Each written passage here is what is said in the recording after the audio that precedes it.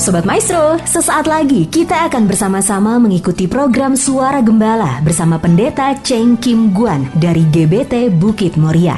Selamat mendengarkan.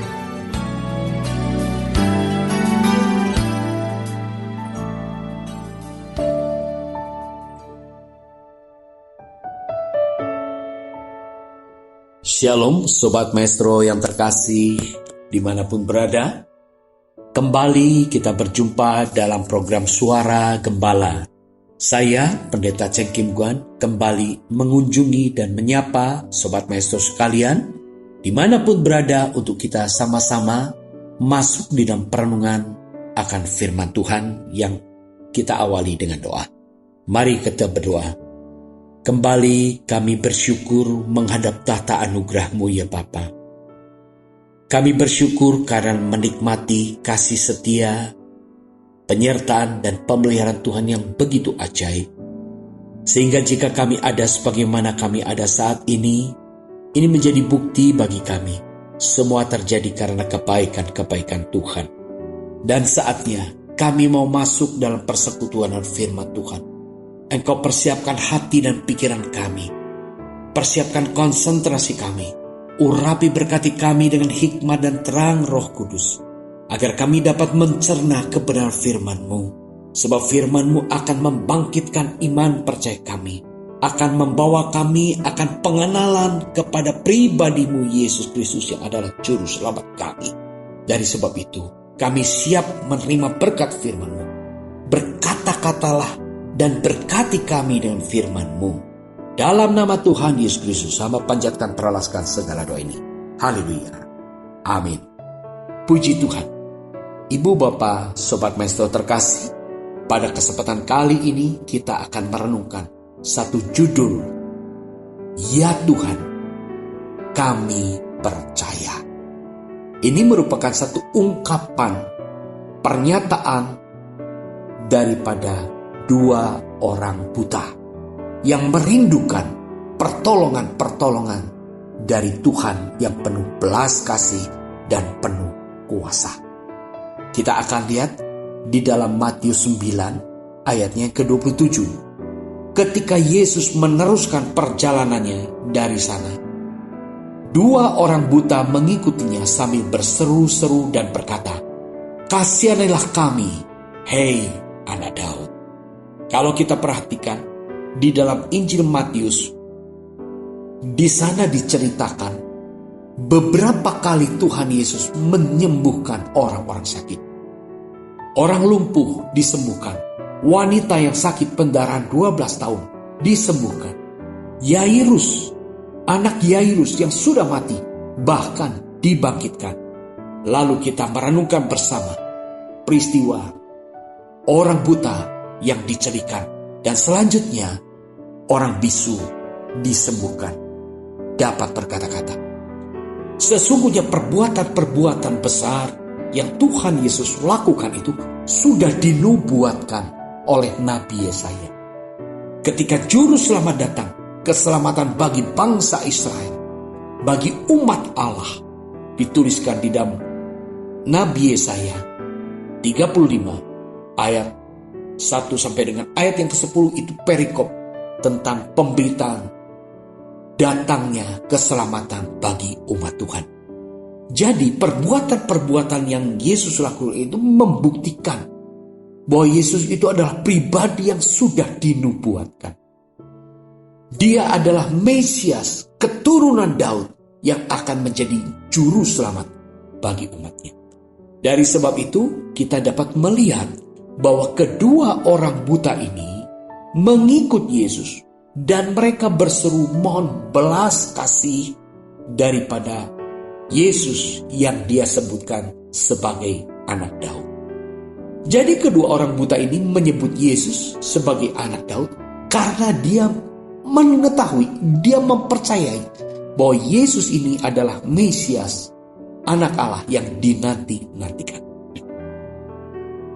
Orang buta, dia kehilangan indera penglihatan.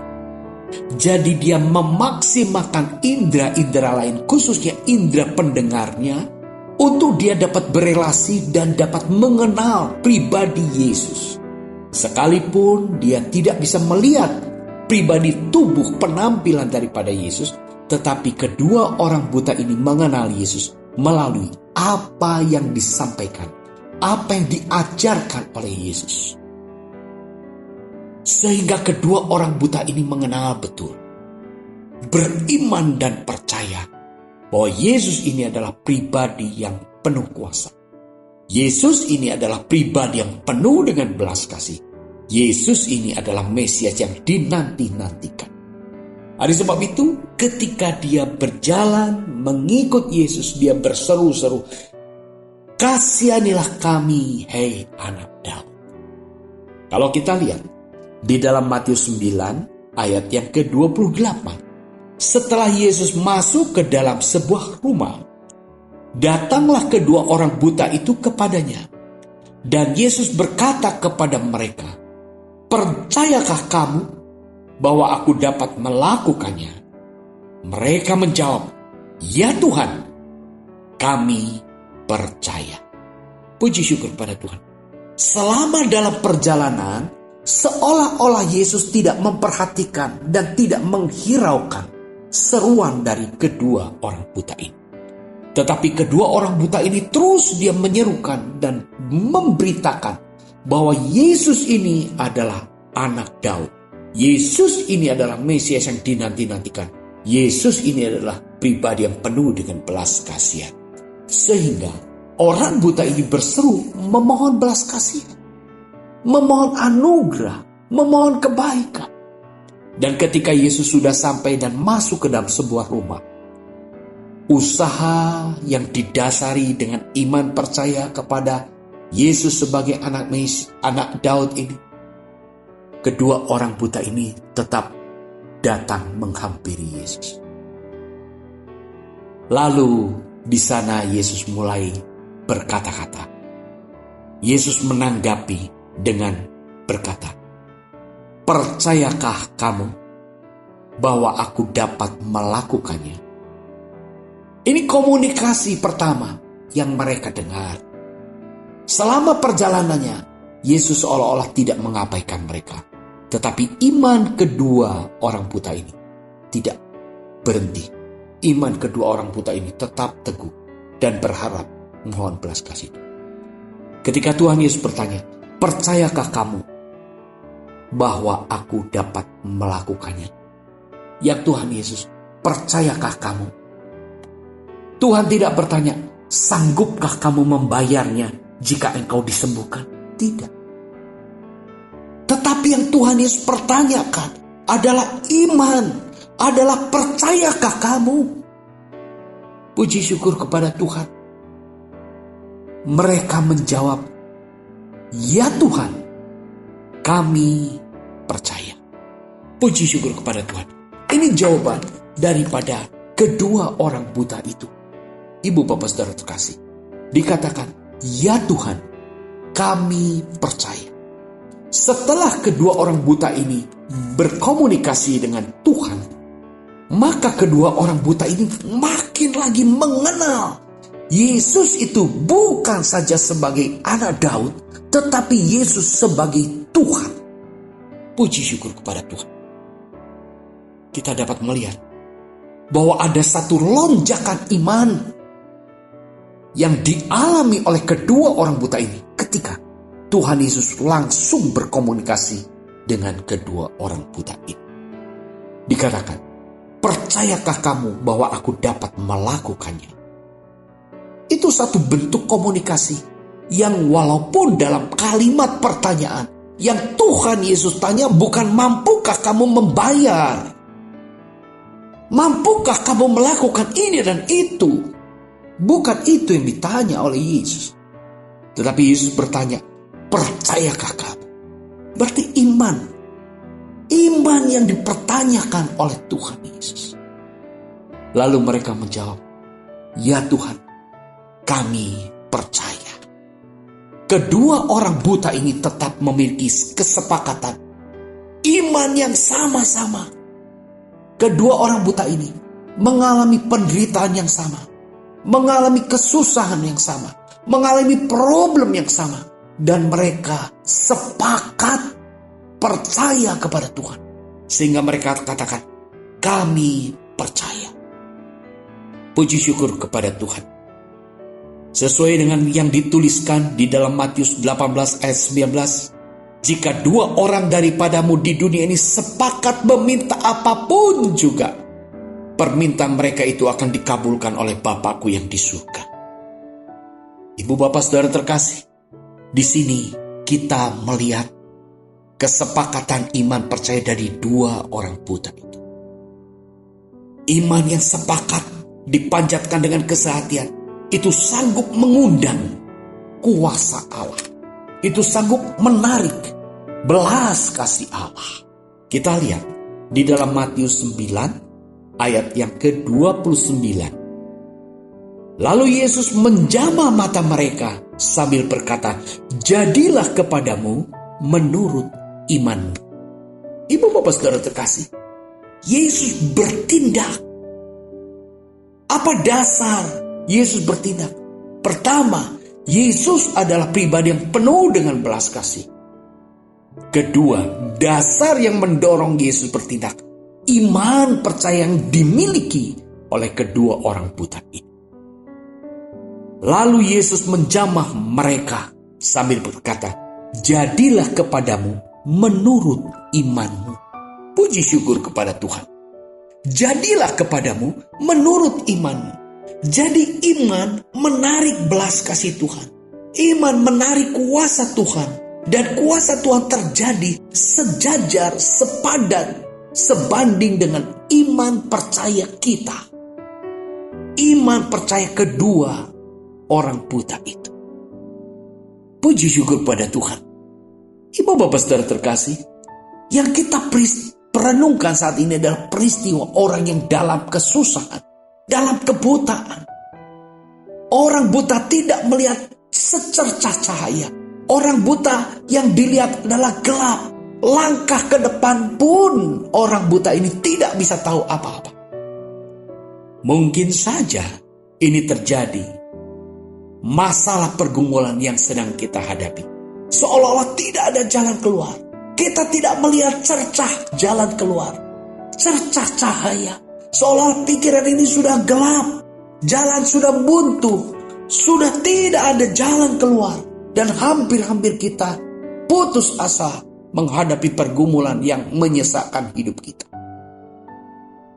Mari kita renungkan apa yang diperbuat oleh orang buta ini. Ketika dia hidup dalam kegelapan, tidak melihat keindahan, tidak memiliki harapan, tidak melihat jalan keluar. Mari datang kepada Tuhan, berseru dengan iman, berseru dengan kesehatian, dengan orang-orang terdekat kita, dengan pasangan kita, dengan orang tua kita. Kita perlu sepakat meminta pertolongan Tuhan, sehingga Tuhan melakukan tindakan. Karena kita melihat dalam perenungan ini, Yesus menjamah mata mereka dan berkata, jadilah kepadamu menurut iman. Puji syukur kepadamu Tuhan. Mari kita lihat hasil daripada apa yang Yesus lakukan.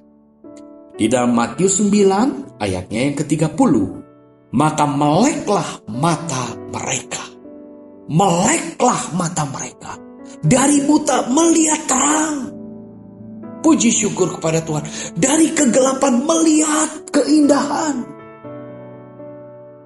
Itu yang sanggup Tuhan lakukan. Ketika kita berseru, memohon belas kasih Tuhan dengan iman. Dengan ketulus ikhlasan. Dengan kepercayaan penuh. Dengan ketekunan. Kita perlu datang kepada Tuhan. Maka meleklah mata mereka. Wow, luar biasa bukan? Orang yang tadinya hanya melihat gelap, sekarang dia bisa melihat terang. Orang yang tadinya tidak bisa melihat wajah Yesus, sekarang dia bisa melihat dengan mata kepalanya sendiri. Luar biasa.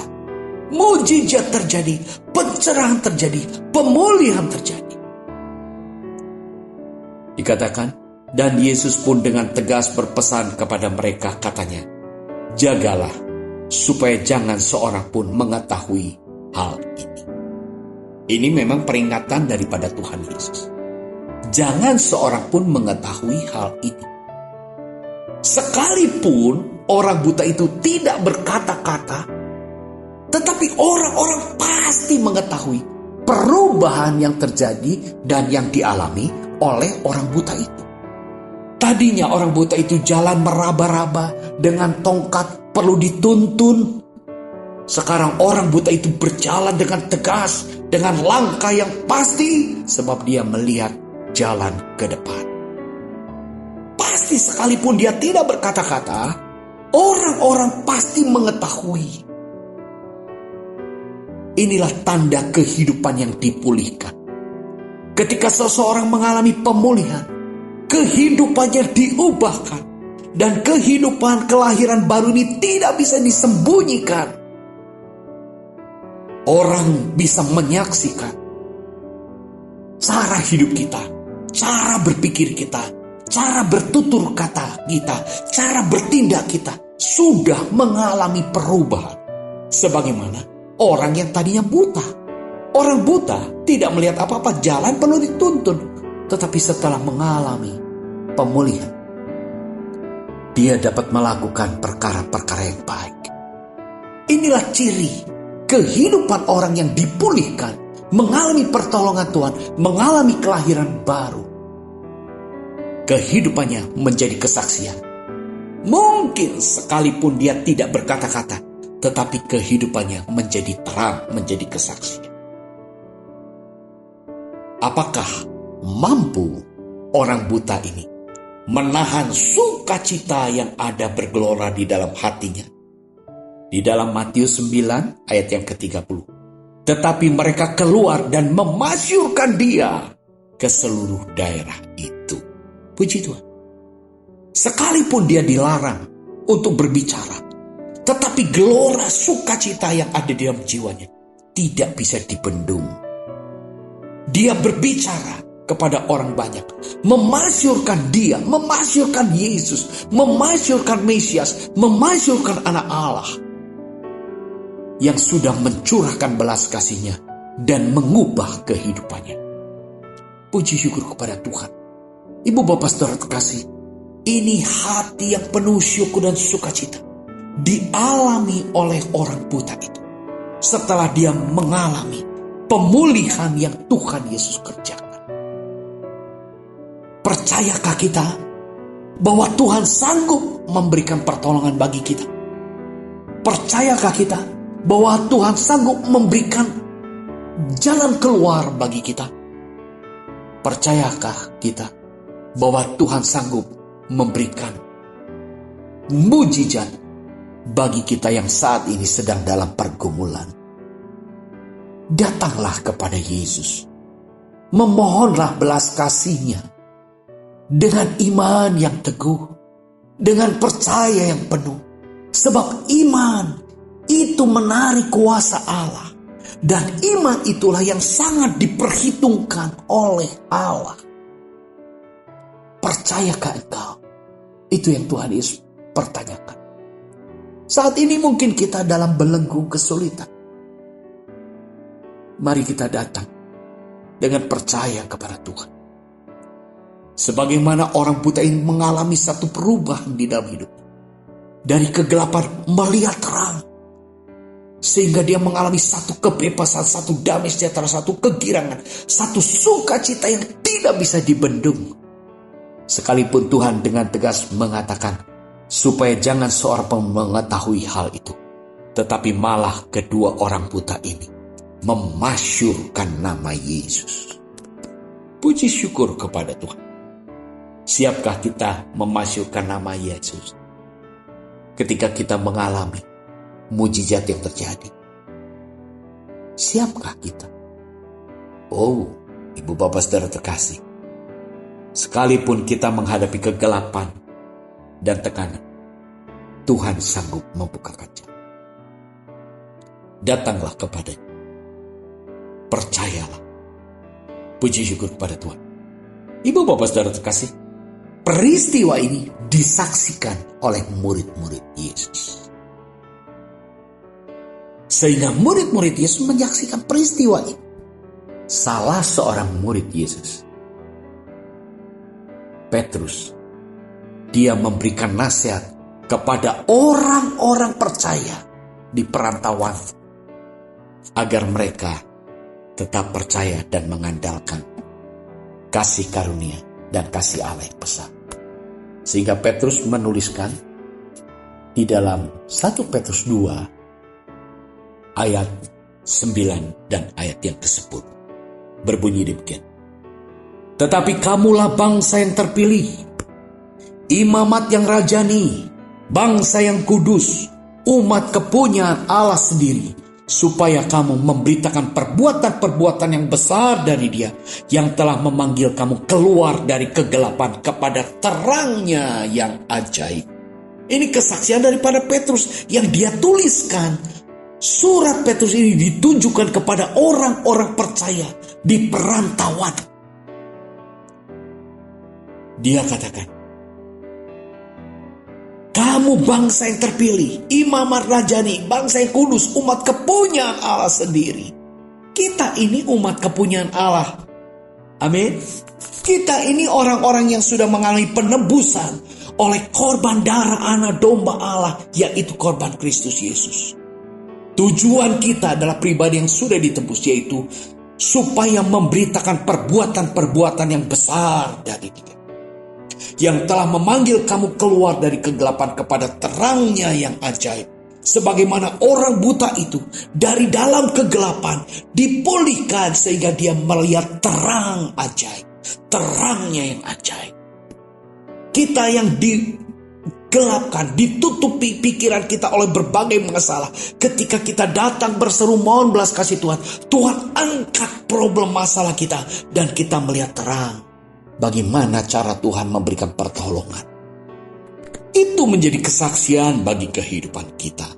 Di dalam 1 Petrus 2 ayat yang ke-10, kamu yang dahulu bukan umat Allah, tetapi yang sekarang telah menjadi umatnya, yang dahulu tidak dikasihani, tetapi yang sekarang telah beroleh belas kasihan. Mari kita berseru mohon belas kasih Tuhan, karena belas kasihnya sudah tersedia di dalam kehidupan kita. Berserulah kepada Tuhan, nyatakan, ya Tuhan, kami percaya. Kami mohon belas kasih-Mu. Kami tidak menuntut ini dan itu. Dan kami menyerahkan, jadilah kehendak-Mu bagi setiap pribadi kami masing-masing. Sehingga kita mengalami mujizat. Sehingga kita mengalami pertolongan. Sehingga kuasa Tuhan dinyatakan di dalam kehidupan kita. Sebagaimana apa peristiwa yang Tuhan lakukan kepada 2 orang buta yang kita renungkan bersama. Jadilah kehendak Tuhan, sebab belas kasih-Nya nyata di dalam kedaulatannya atas kehendaknya bagi setiap pribadi kita. Pertolongan dari Tuhan itu yang perlu kita nantikan. Mari kita datang dan mohon belas kasih. Pertolongan yang kita alami itu menjadi dasar dan landasan kita untuk terus memberitakan perbuatan-perbuatan yang ajaib, bersaksi bagi kebesaran dan kemuliaan Allah Bapa kita. Nantikan kuasa-Nya akan dinyatakan dan siap untuk memberitakan perbuatan-perbuatannya yang ajaib. Puji Tuhan, Tuhan memberkati. Mari kita berdoa. Terima kasih Tuhan untuk beberapa ayat firman-Mu yang kami renungkan bersama. Hamba-Mu berhenti bicara tetapi firman-Mu hidup, memberkati kami semua. Roh Kudus menolong kami sehingga kami mampu mengandalkan Tuhan dan mampu memberitakan perbuatan-perbuatan Allah yang besar yang terjadi di dalam setiap pribadi kami masing-masing. Terima kasih Tuhan, terima kasih Bapa. Dalam nama Tuhan Yesus Kristus, hamba panjatkan peralaskan segala doa ini. Haleluya. Amin. Shalom. Tuhan memberkati kita semua, umat milik Allah, seluruh Sobat Maestro. Haleluya. Amin.